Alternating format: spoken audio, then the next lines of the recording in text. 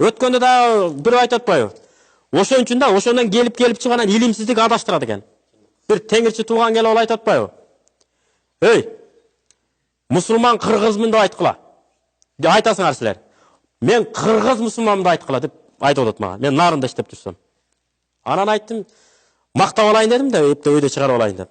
Сиз жогорку окуу жайларда окуган окшойсуз, десем, мактанып кетти. Мен мынандай иштерде иштеген, мыналарды бүткөм, минткем, тигинткем деп кетти. Өзү узун кишкен сөбөйдө мынандай узун экен.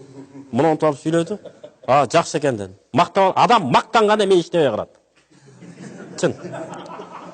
Анан шарт эле шатын ала калып, анан асты от жагайын атам да дымдап бышырыш керек болот. Анан айттым, мен мектепте эле окугам болгону. Мектепте бирок класском болуп бүтүргөм. Мен де кичине мактанып калайын дедим. Анткени мен да Токтогулдан болом, Таластан да этегеринде турам. Ооба. Сыныктан башкасы жугушту дейт го. Анан ошол жерден айттым, мен мектепти класском болуп бүтүргөм. Бирок кичине кыргыз тилин окудум эле ошол жерден, кичине. Грамматикада.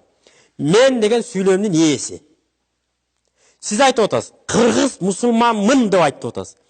Мен кыргыз мусулманмын десем, мен мусулманмын десем сүйлөм бүтмөк. Мусулманмын деген баяндош болуп калат. Кыргыз деген сынатош болуп калат да тууганым.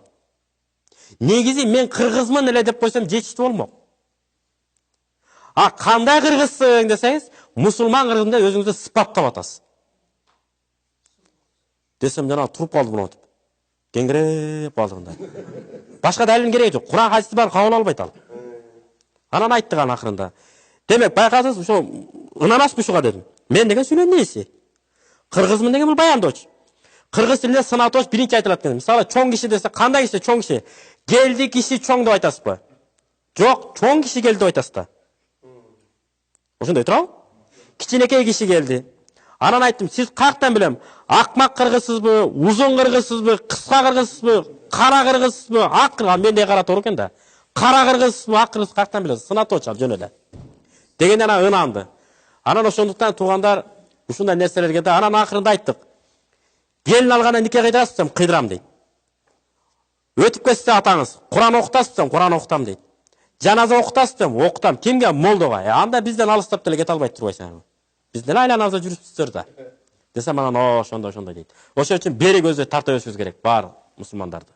Убактылуу илимсиздиктен, сабатсыздыктан нары бери жаңылып атышат.